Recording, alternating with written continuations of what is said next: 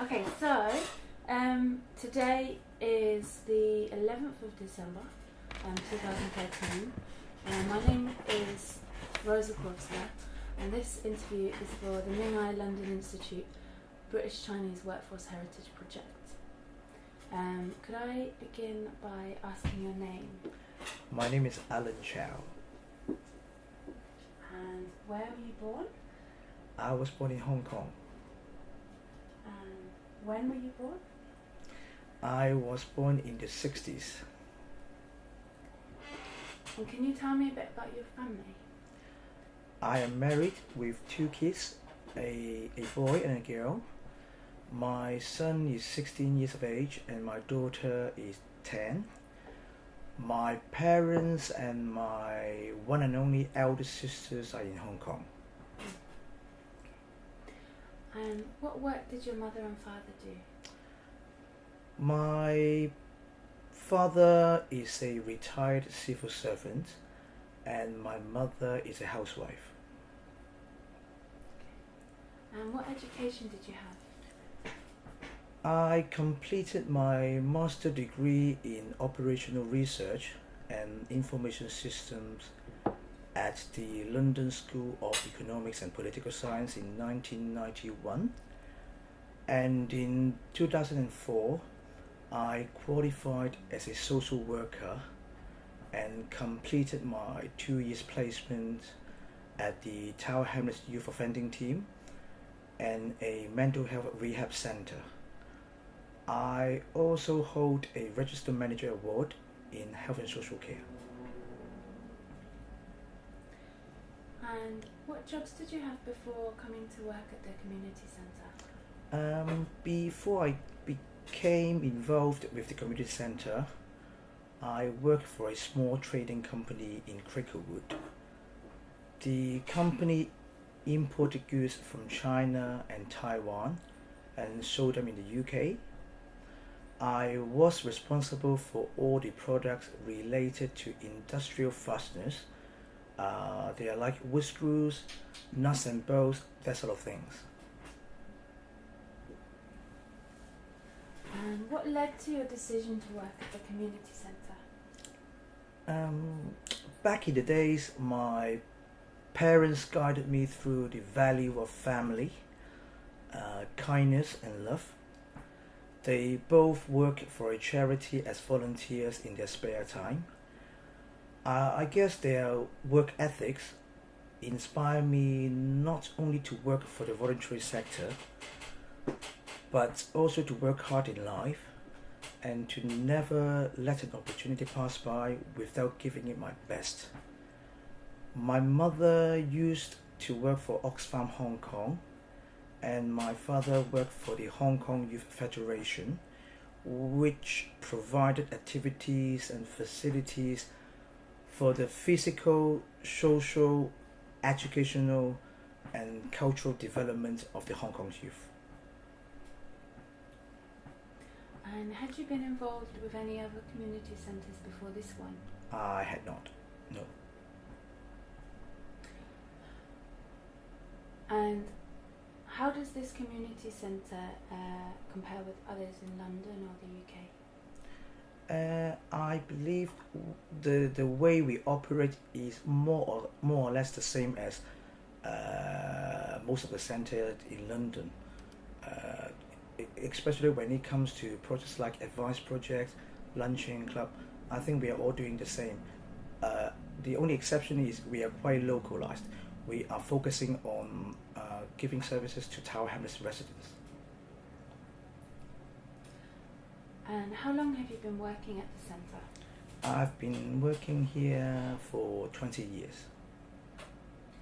And how long has the centre been established? The centre has been established since 1983. That makes 30 years. And what services does the centre provide?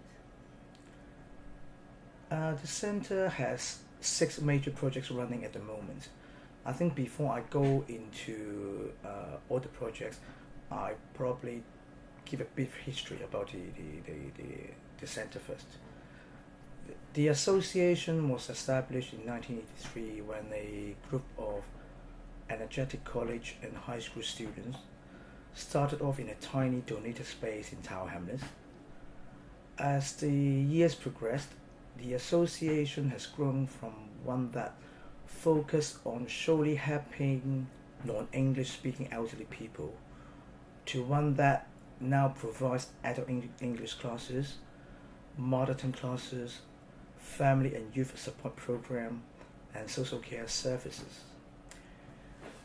I guess we have come a long way, and we have never ceased to strive for the better.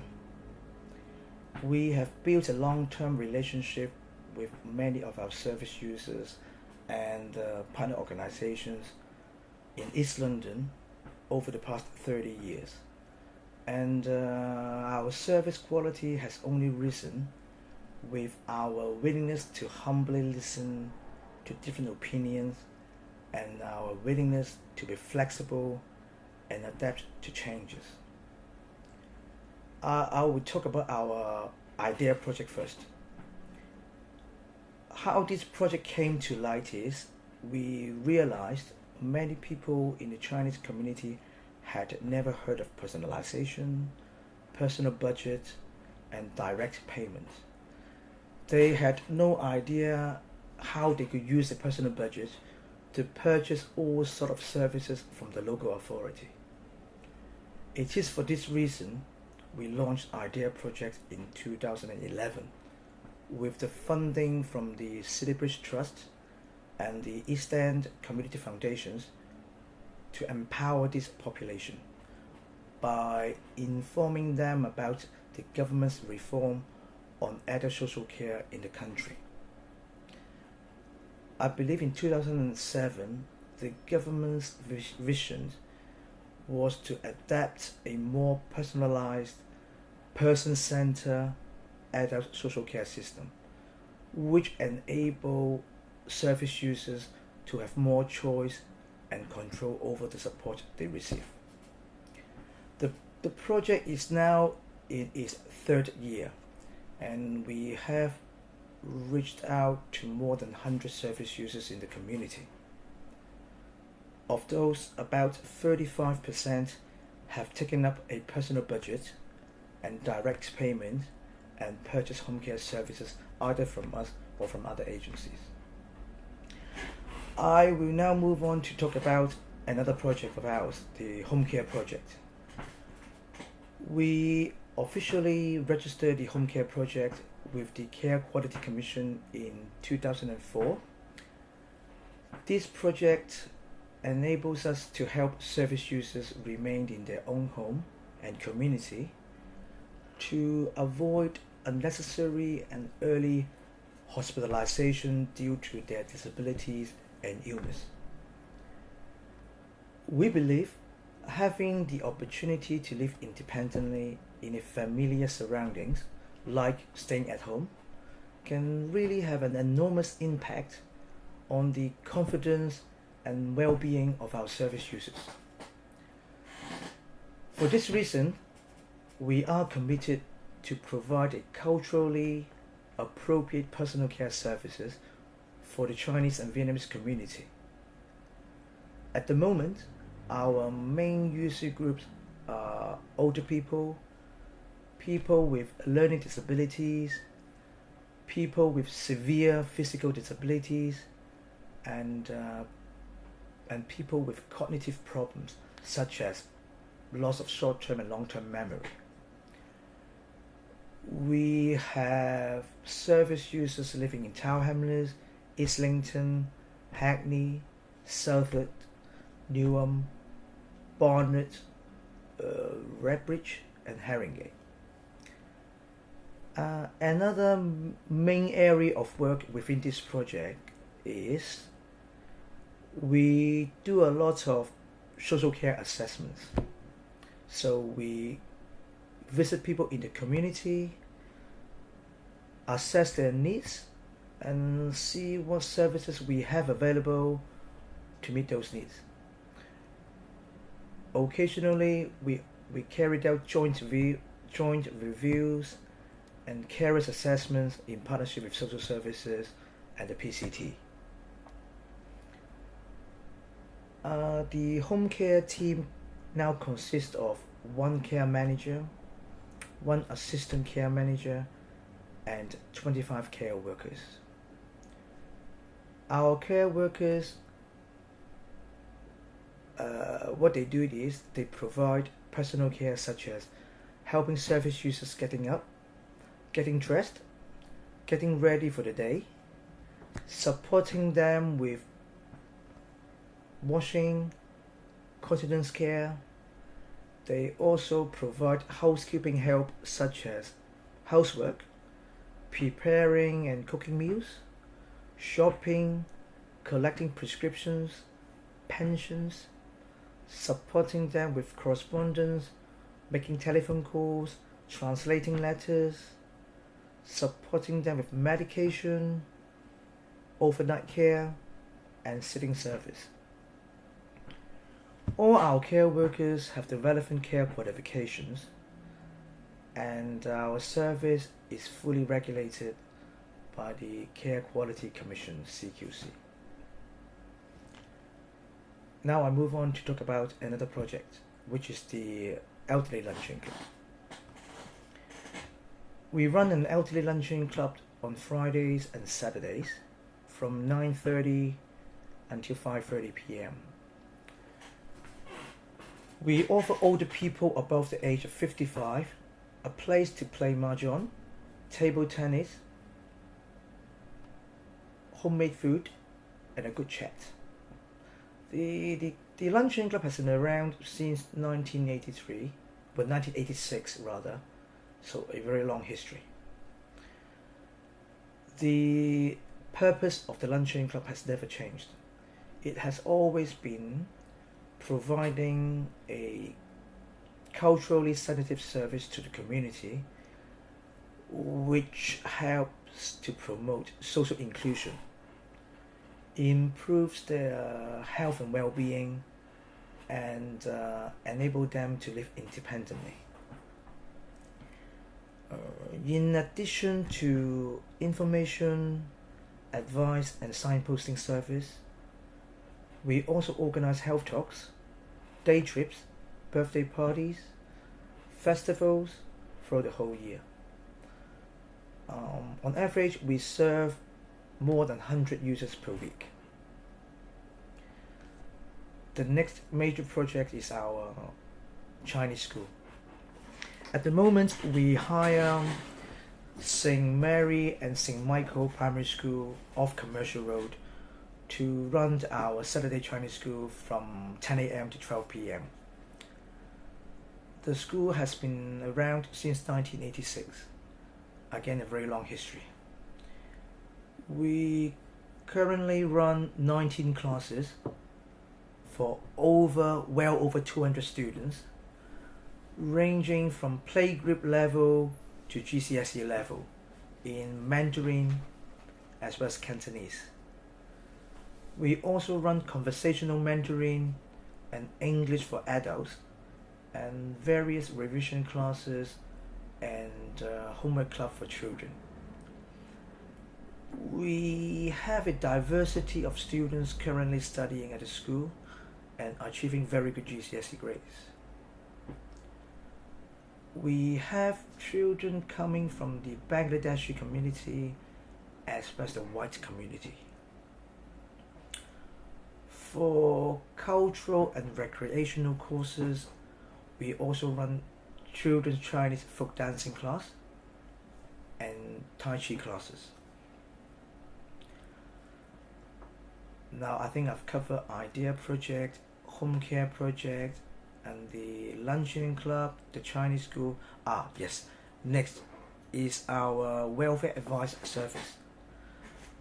Our welfare advice service works within the Borough of Tower Hamlets, helping mainly residents secure their statutory and legal rights, enabling them to improve their living standards and quality of life through income maximization.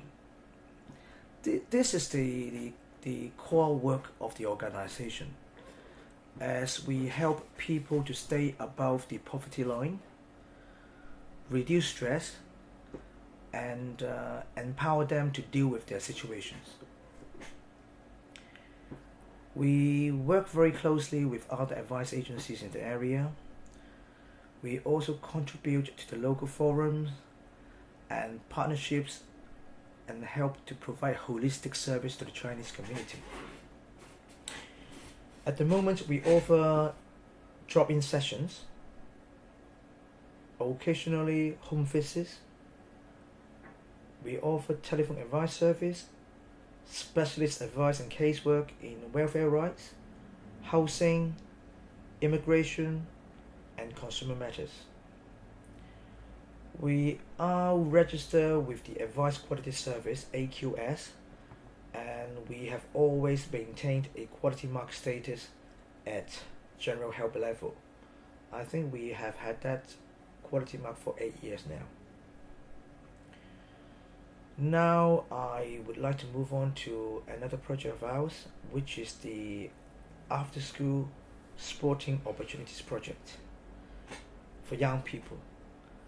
The aim of this project is to make sports accessible to young people in our community, discover their talent, and allow them to experiment in a different sports. We believe physical education and participation in sports offer young people the chance to acquire social skills, enhance self-esteem, and increase a sense of social responsibilities. So what we do is we hire a sports hall from a local secondary school, George Green, every Saturday from 2 to 5 p.m. We run a 10 weeks program of badminton taster course, a 10 weeks program of basketball taster course, a 10 weeks program of football taster course, and a 10 weeks program of table tennis taster course. For each taster course, a professional coach is employed and work with at least 15 young people aged 13 to 19.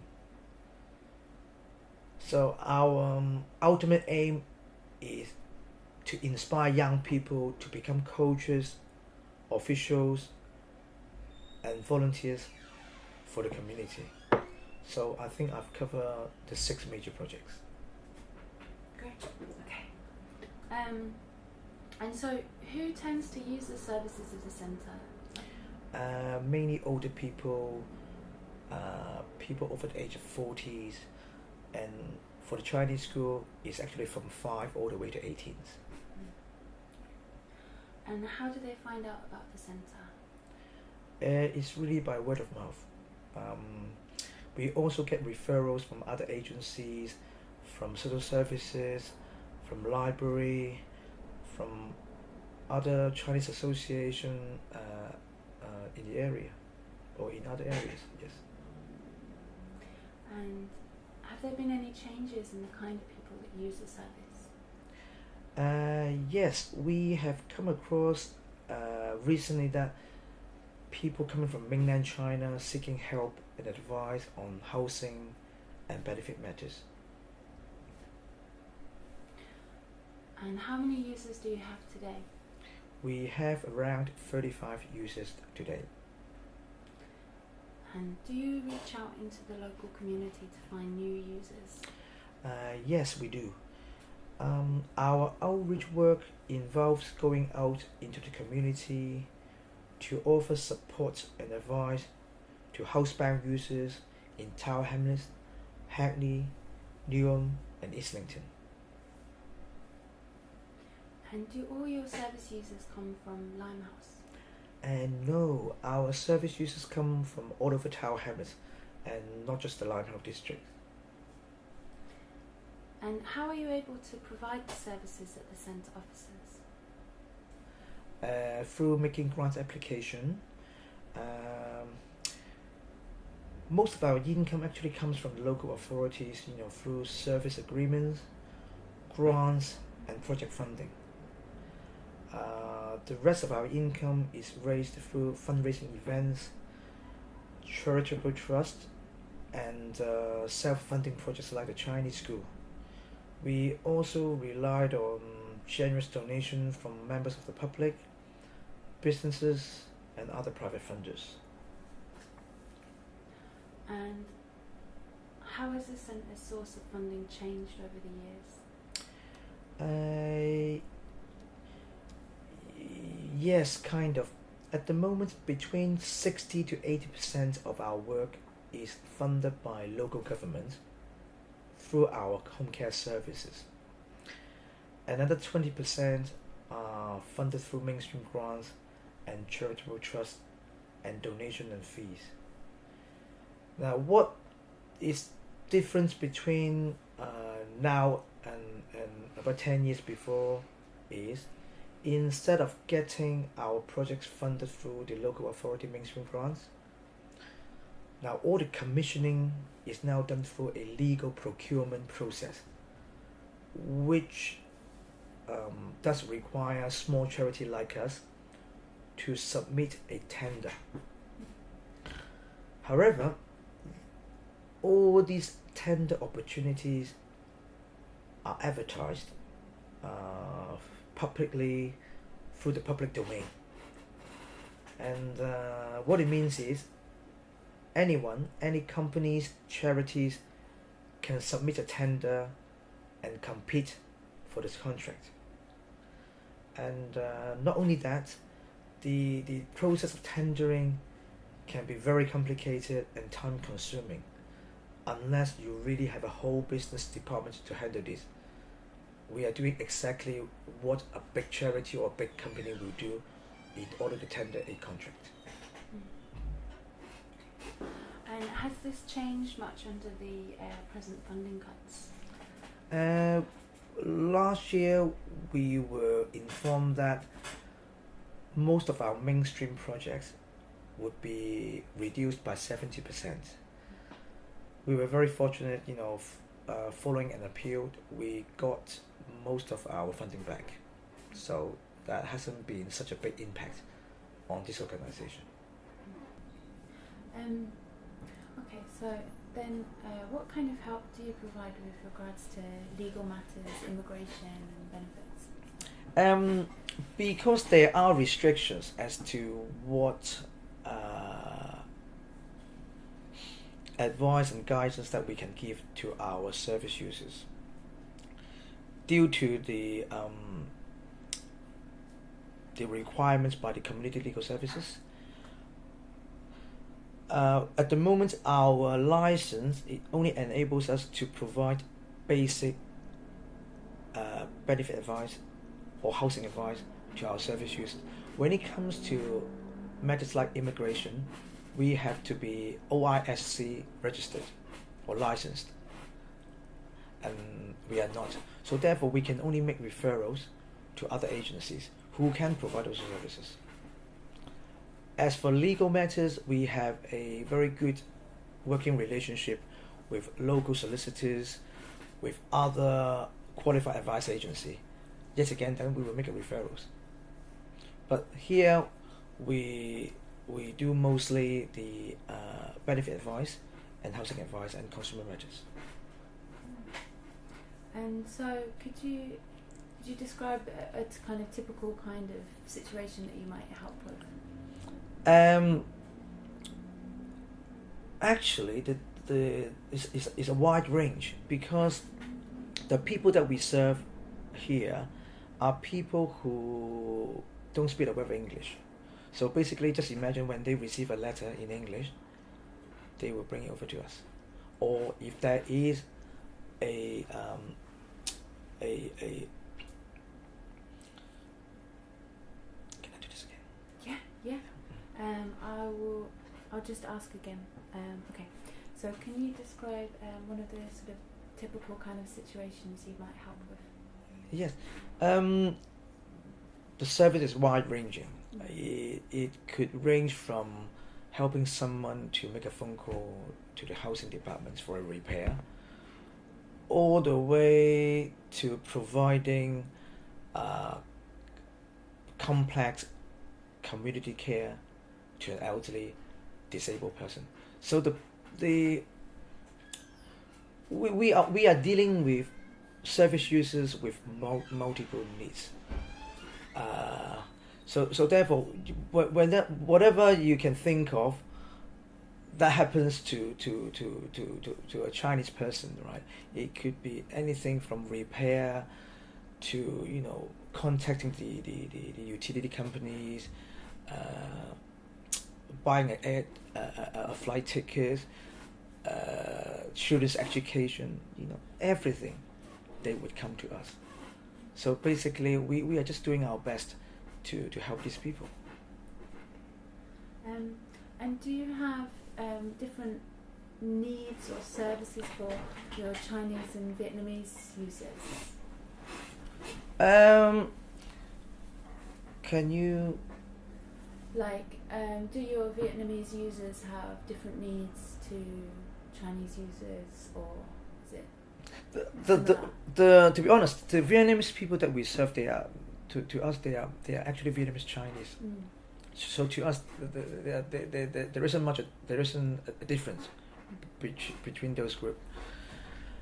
In terms of needs, they have the same because of the language. Because although some of the service users have their own family, they have young children who speak fluent in English, but yet again, they won't actually ask their children or their grandchildren to help. They will come to us. So they rather come to us for advice. They rather come to us. They actually want us to make a phone call to the council.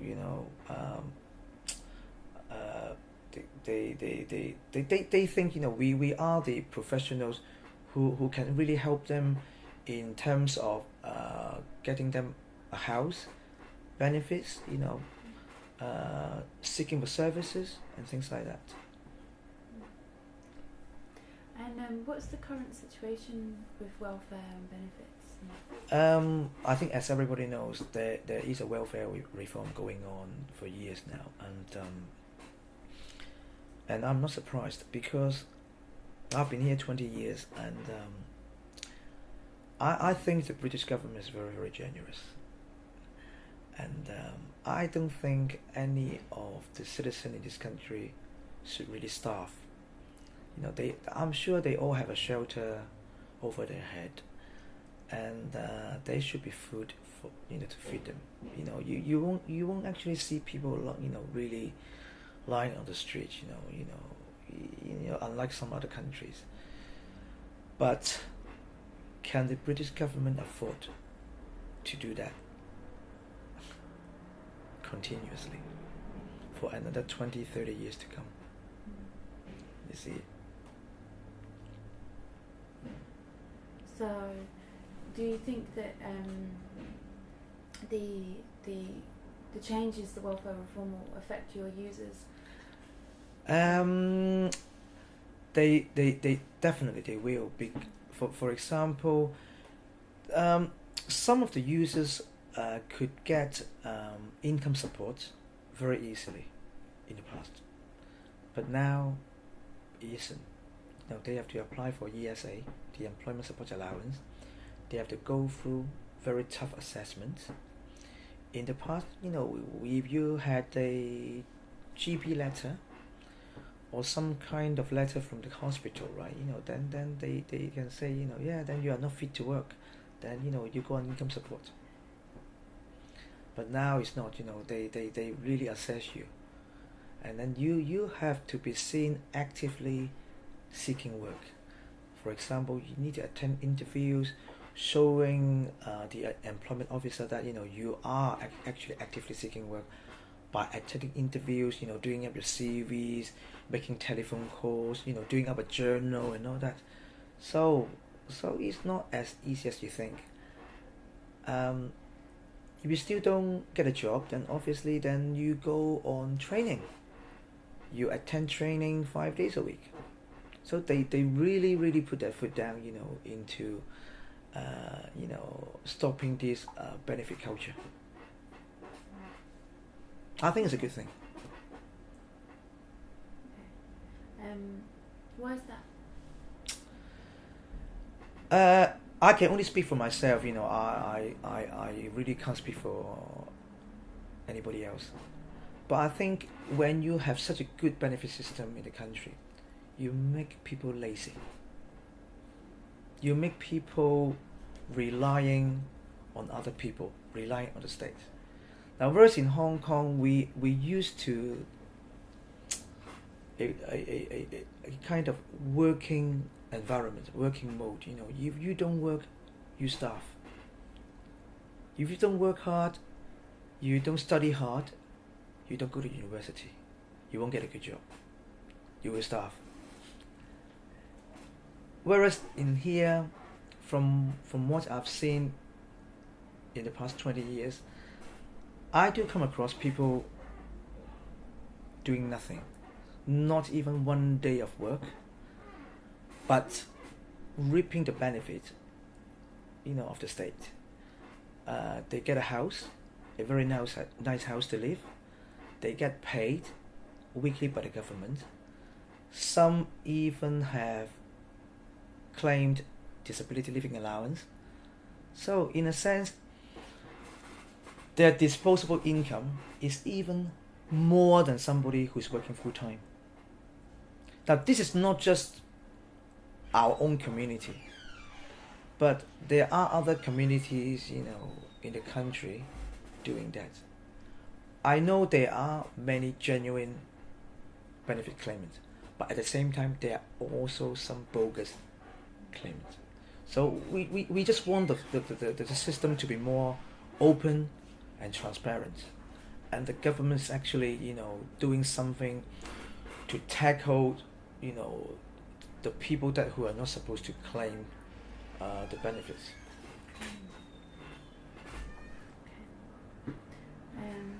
And what is the centre's relationship like with organisations like UKBA and like mainstream social services? UKBA, you mean the border agency? With the local government, the relationship has been a very good working relationship. As for the UKBA, we don't have a lot of liaison with the UKBA, although we do have a license to recruit people from overseas, but we don't have a lot of encounters with the UK border agencies. But obviously, as for the social services, we take on referrals from them.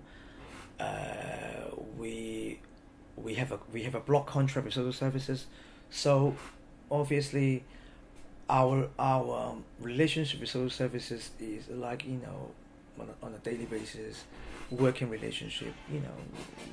We have to maintain that. Yes. And what do you feel is the role of this centre within the Chinese community in London? Our role of our centre in London or in this area? Like for the Chinese community, what's the role of the centre? Well, because we are based in Tower Hamlets, so most of the people we serve are local residents. So although we do have members coming from all over London, but the majorities are from this area. And obviously, they don't speak the language. We are probably the only place they turn to when it comes to benefit advice, community care, housing. So to them, I think we play a very crucial part in their lives, yes. And what's your relationship like with other Chinese community centres in the area? In other areas like Islington, or like, Chinatown? Or like the Trinity Society, or I think there's the East London Chinese. So you are talking about the centres within Tower Hamlets? Yeah.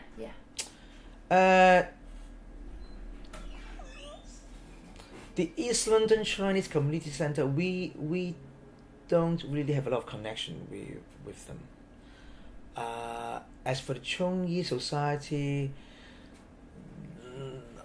I don't think they are actually functioning at the moment, but I don't know because the way they function is not the same as the way we run our center, because we run mainstream projects like Advice, Youth Club, Chinese Group, whereas the Chongyi Society, they established well before us, and the main focus isn't really about community projects, at the moment.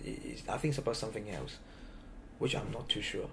As for the other organization, I believe they also have a luncheon club, and they also have a women's group, but we don't really have a lot of connections, put it this way. But I know our members do come to my center as well as going to the East London Center.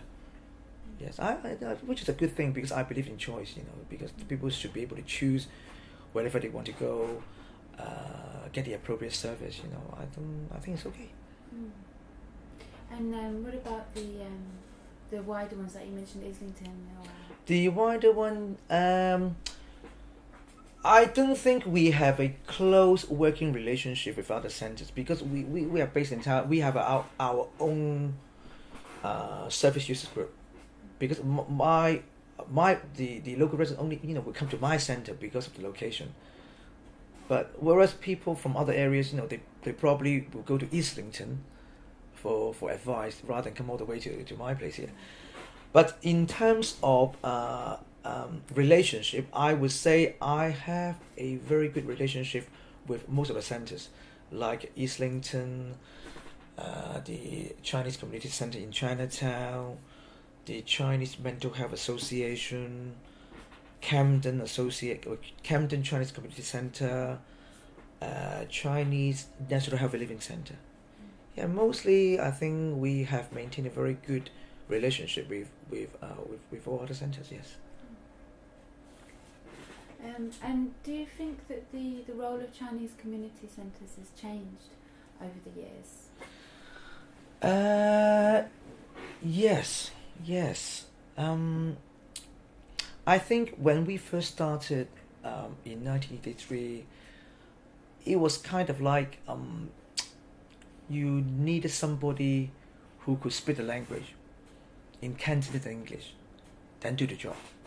So it wasn't very. You don't have to be accredited or be or register with any professional bodies. And now, the way we run a charity is almost the same as a multi-million pounds big charity. There's no difference, because the kind of stuff that the local government expects, or the funders expect from a very big charity, they expect the same from us. So in most recent years, local government would tender out contract. So that means, same as everybody else, we had to go out and tender for services. They won't just give you a grant. You had to go out there to compete with all these big fish, big charity, big private organizations. But think about it. They have a big legal team, they have a business unit, they've got enough people to do the job. Whereas for a small charity like us, we are like one-man band. You're everybody. You see, I had to write a bit myself, do the tendering, do the presentation. That's everything. So it makes it so hard to win a contract nowadays. So therefore, you see some small charity either closing down or very struggle to survive. So I mean, when people ask me, how are you doing? I say, we are all fighting for survival. I mean, I cannot tell you in the next 2 years I can sustain all the projects. I think I can't tell you that. I think it would be luxurious for me to say that that we can keep all the projects in 2 or 3 years time. Of course, I would like to sustain all the projects and develop. So that the projects is that because they would be going to bigger charities, or because they would be not Just By the look of it, yes, because the government is actually streamlining the all the service provision. They actually wanted a big organization to take on more service users. So therefore, they encourage the formation of a consortium. Now, say you are too small, right? In that case, why don't you, partners with another two small charities, another two medium charities? You form a consortium, and then you tender for the contract. This is exactly what we did last year for our home care service. Oh, and who is that with? With Circle Anglia Group, housing group, with St Hilda's Community Centre, and the Vietnamese Centre. On Poplar High Street. On Poplar High Street, yes. They have recently moved. They are not in Poplar High Street now. They have recently moved somewhere else.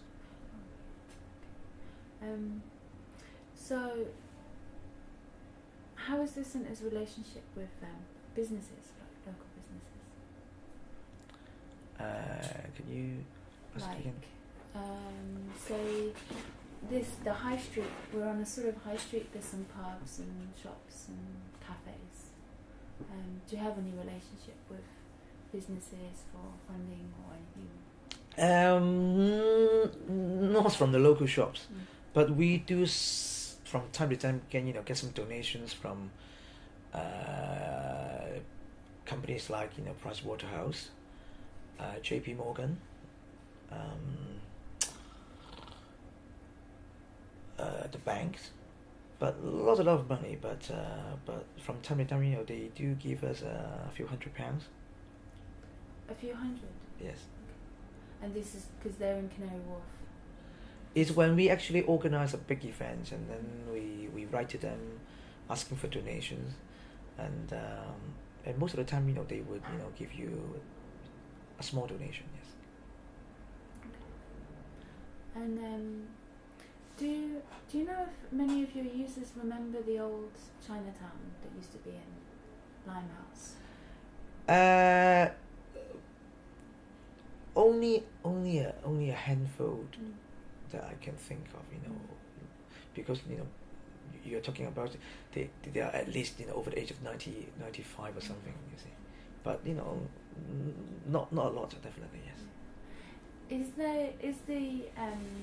Is that history of the old Chinatown being here? Is that something that your users find significant, or something that people talk about here?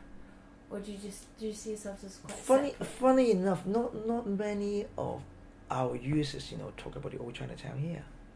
Hardly rarely. Yeah, surprisingly, not. I mean, I've been here 20 years. I haven't really come across, people really talk about the Chinatown here. But we do have other agencies coming here to do their oral history projects. So what we had done was we arranged some of our service users to attend the interviews for the oral history projects. I believe Islington Association came here before. Ming I came here before. The Chinese Mental Health Association came here before. Yes. So we kind of provide assistance in this matter. Yes. So apart from these projects coming here, do you feel that history affects you in your work here at all? Not personally, no.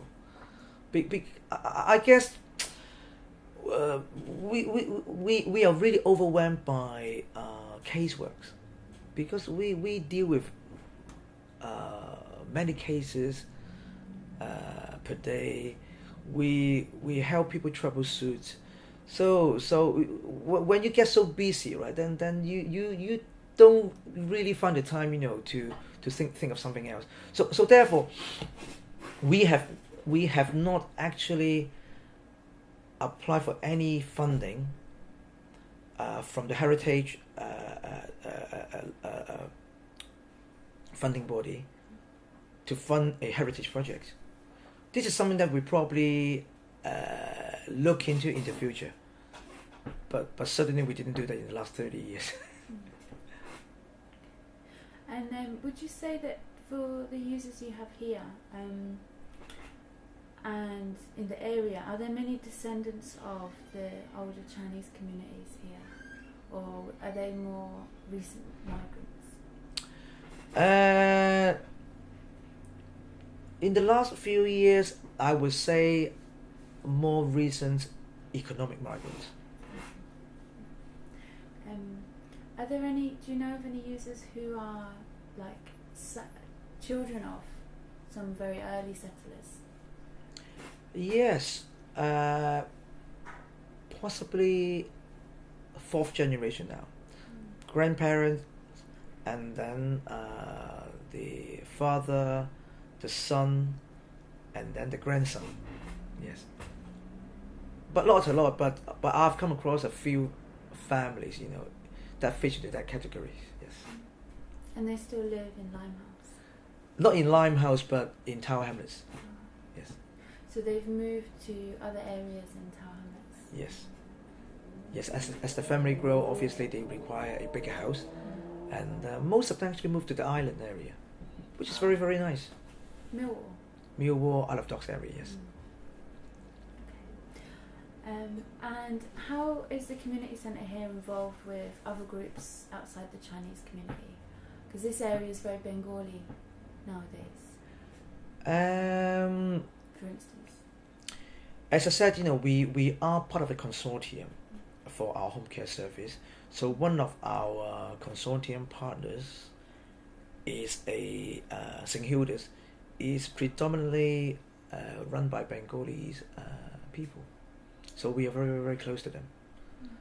As for the Circle Anglia, they actually cater for everybody. English, Polish,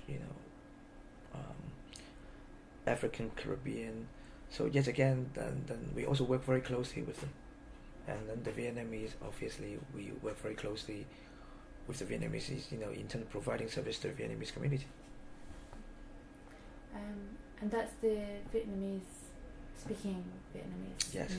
community. And then we also work with the Alzheimer Society,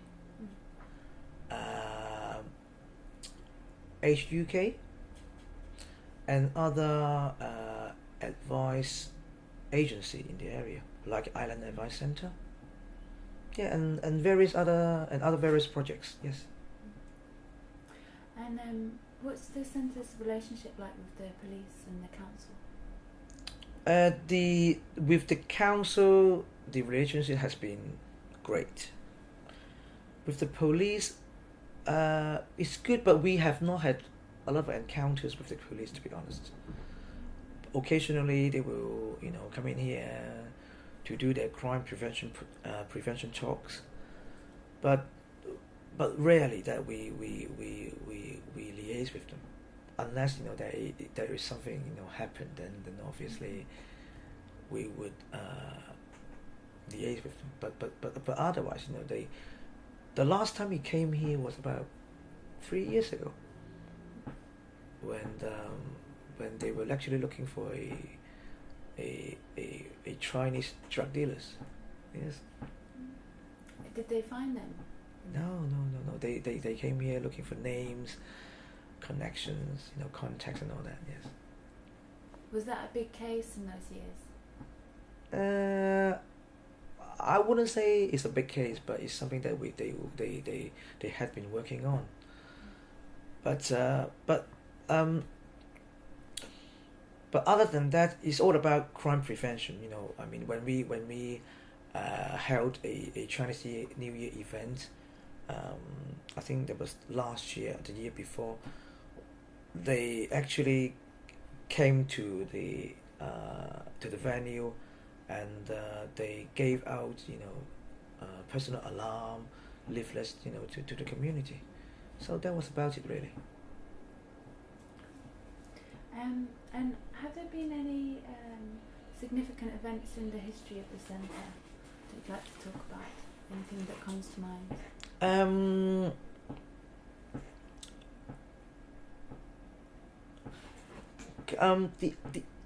The association, if I talk about history, right, it actually evolves through three main stages. Although it was established in 1983, right, but the actual project was started in 1985. So the three stages. The stage one from 1985 to 1993. That was the era of setting up the infrastructure for the Chinese community. So in that 10 years, we started the luncheon club at Simify Center, and they started the advice provision at the Chinese school. And then Chinese school at the time, we had a youth club and a dance group, so it kind of came together. And then from 1993 to 2004, the breakthrough actually came from the award from what at the time it was called the EMG grant, which is called the Ethnic Minority Grant, to start the training and employment provision. So in that 10 years, we were focusing on providing training in English and basic skills, and also a job shop to the Chinese community. So in that 10 years, we were focusing on the employment and training. So since 2004 to now, the main focus was social enterprising, partnership working, consortium. So it kind of evolved through these three main stages. So when you were talking about big events, it would have been the Chinese New Year festival at Canary Wharf. I cannot remember which year, but it would be around 2002, the festival. And also in 1997, when Hong Kong was handed back to China, so there was a large celebration event happening at the London Arena. But now London Arena is not here anymore. But at the time, London Arena was fully packed for that particular event.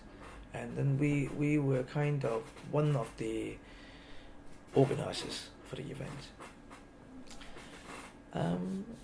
I can't think of anything else, but apart from that, yes. And so for the festivals,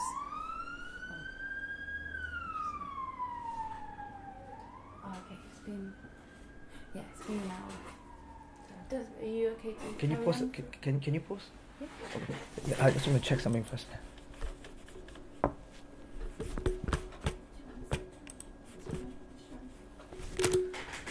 Okay. Yes. Go. Yeah. Okay. So, do you hold celebrations for the different Chinese festivals, and what kind of celebrations do you have? Typical events, Chinese New Year celebrations, mooncake festivals, Dragon Boat Festival, and Christmas. Yeah, 4 times a year. Okay. And what kind of activities do you do? For Chinese New Year, we kind of hold a public event, not just with the Chinese community, but with the public. In the past, we held the New Year event in a local school, and since year 2000, we were partnership the event with the Docklands Street Museum, and in the last 3 years, we partnership the event with the Rehabilitation Center. As for the Christmas event, the mooncake festivals, Dragon Boat, we normally hold some kind of banquet with internal members, where we would like it to go to a restaurant in Greenwich to have a big feast. Yes. And do all of your members usually come, like service users and staff, volunteers? Yes, staff, volunteers, members of the association, trustees. Yes, almost everybody. Yes. Okay. And which is your favourite of the festivals? My favorite would be the Chinese New Year's. Yes. Cool. Okay, so we're going to move just to talk a bit about your own working experience and your kind of role here. Yep. So what is your role in the centre? I am the general manager of the association, and the title general, I don't want to mislead people, say it's very very higher up. In fact, that general means very very general, all the way from making corporate decisions to to all the way down to maintenance, to a cleaner. So can you describe a typical day? A typical day would be, yes, when I arrive at the office, I would normally have a short meeting with my colleagues, asking them whether they have any problems with the care workers, any problems with the service users, any phone calls. Once I've done that, I would come down to my office here to check my emails, reply to those emails, letters, and then I will log on to the system, which is we have got electronic monitoring systems, to monitor attendance for all the care workers. So I will check for any unusual, logging in and out.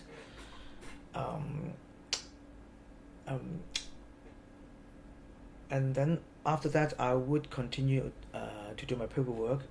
For example, continue my tender documents, continue the funding applications, self-assessments. My kind of work is really overwhelmed by paperwork. So basically, you don't know when the council is asking you for a report, for an assessment. So when you read your email, you open a letter. You know that they are after something. Then you just have to you respond to it. So basically, I am always very busy in the morning all the way till 3 o'clock, and then normally after 3 p.m. I would go around the office, the center, to check for any repairs that needs to be done.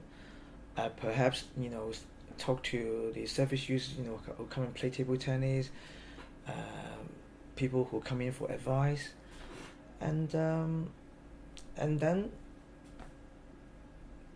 come back down again and then carry on my paperwork.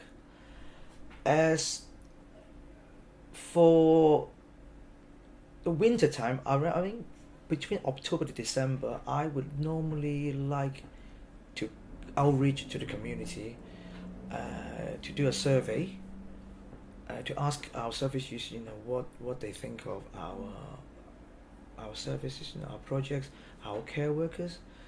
So I would normally devote November and December into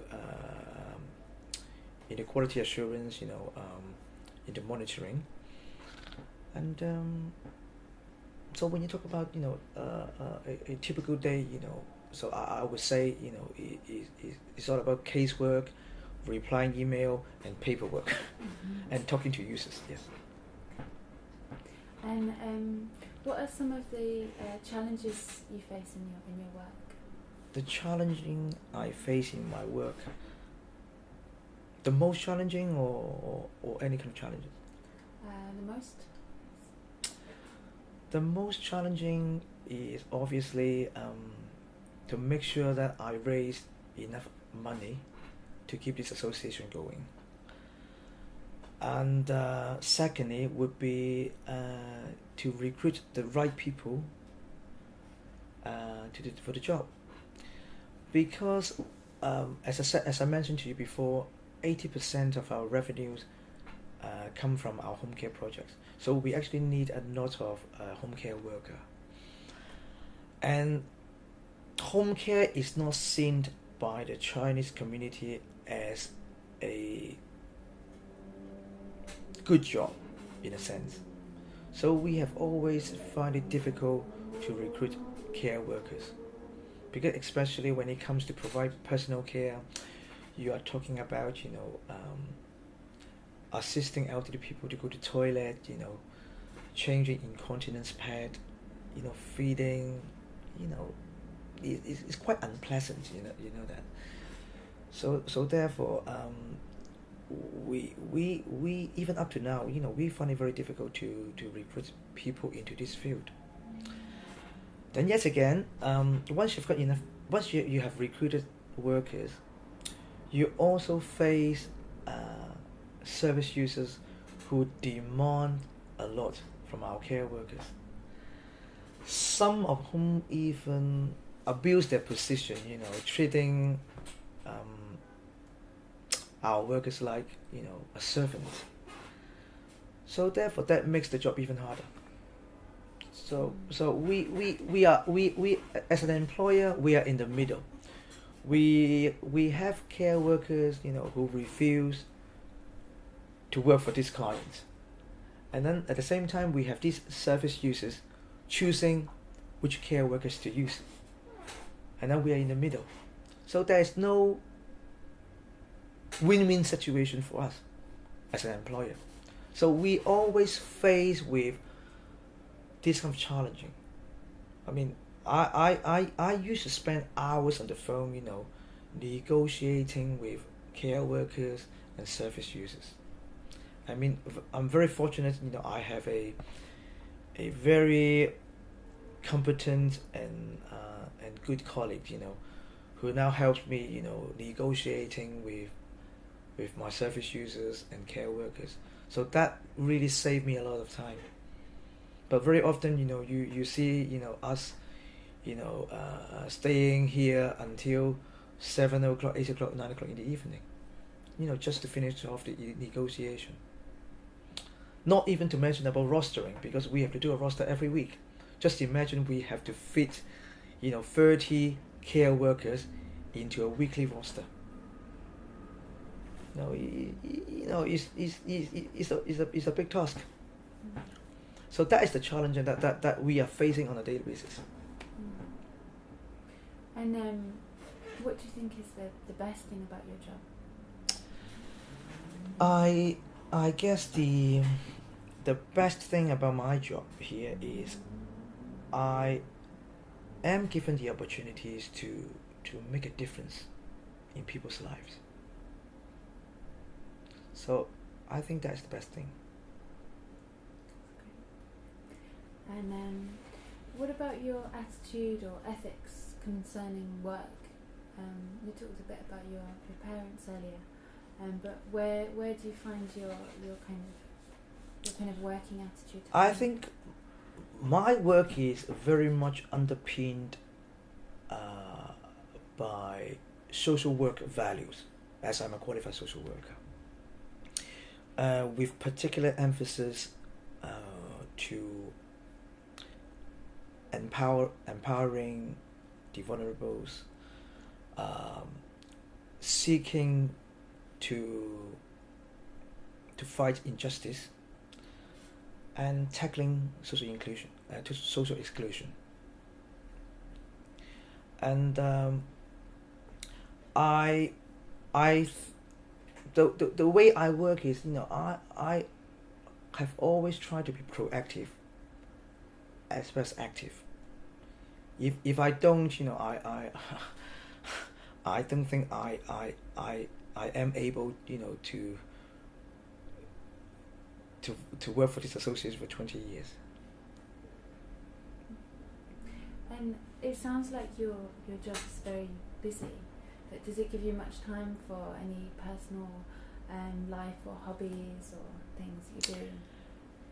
In fact, yes, I do have my own leisure time, definitely, yes. I play badminton once a week, and I also play basketball, I think, every fortnight. That's something that I insist on doing, because I want to maintain a healthy lifestyle. It's not like you are overwhelmed by paperwork, computer. Then it's not healthy. So I believe in a balanced lifestyle. Yes. That's good. And so I think that's all the questions that I have at the moment. But is there anything else that you've thought of while we've been talking, or anything else you'd like to discuss? I think you actually forgot to ask one question, because you asked me the best thing about my job, right? Mm-hmm. There's also one question about the worst thing about my job. Okay, yeah. Am I right or not? Yeah. No, I missed that one. Yeah. So what's the worst thing about your job? The worst thing about my job is it has got to be when I'm on duty. So I'm actually on duty 24 hours a day, 7 days a week, and 365 days in a year. So that has got to be the worst, because you don't know when your service user is going to call you. I mean, I had people calling me at 2 o'clock in the morning, and I had staff, care workers calling me at 6 o'clock in the morning. So when you receive a phone call, right, it's not like you just answer the call. You have to deal with it. Very often we have to call the emergency service for an ambulance, and very often when the staff call in sick, you have to reschedule. I mean, that is hard. So it's not just a phone call. You have to deal with the situation. So that has got to be the worst on duty. Yeah, I can imagine. Yes. And so any time you have to just snap back into work. Yes. Even if you're at the beach or yes. basketball. When I am I do go on holidays, but it's not like I don't have holidays. When I'm on holidays, somebody else will take over the phone calls for me. So it's not just me, but I am the main person on duty most of the time. Yes. Thank you. Is there anything else? That will be all, I think. Thank you. Okay, that's wonderful. So thank you so much for sharing your memories with us. You're welcome. Really great. You're welcome.